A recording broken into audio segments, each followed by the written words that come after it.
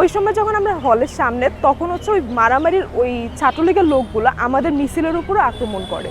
তো তখন আমরা হচ্ছে হলের সামনে থেকে দৌড়ে হচ্ছে রেজিস্টার বিল্ডিংয়ের সামনে দিয়ে ভিসি চত্বরে এসে এখানে আসার চেষ্টা করি। এই জায়গাটাতে ফাঁকা ছিল, মেয়েরা অনেক আসার সময় হচ্ছে দৌড়ে পড়ে গেছে। তারপরে হচ্ছে গিয়ে যখন আমরা ওইখানে বসে মেয়েদেরকে প্রাথমিক চিকিৎসা দেওয়ার চেষ্টা করি, তখন হচ্ছে ওই ছাত্রলীগের লোকগুলো এই জায়গাটাতেও এসে আক্রমণ করে। ওরা হচ্ছে দূরের থেকে ইট মারতে শুরু করে এবং লাঠি নিয়ে হচ্ছে ধাওয়া করে।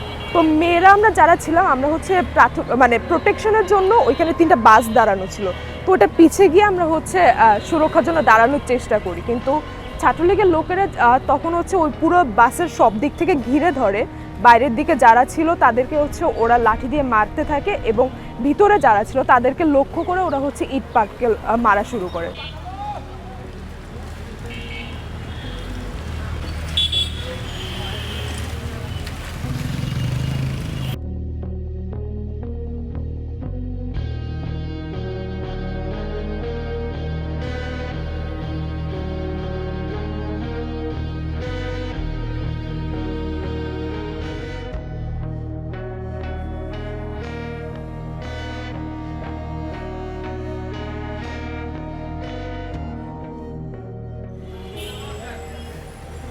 আমরা কয়েকজন সহকর্মী ছবি তুলতেছিলাম, এই মেয়েটা এখান দিয়ে যাচ্ছিলো এবং মেয়েটার চোখের সামনে দিয়ে রক্ত ঝরতেছিল, আর হাতে একটা লাঠি ছিল, লাঠিতে ওর ভিতরে একটা ভয় কাজ করতেছিল।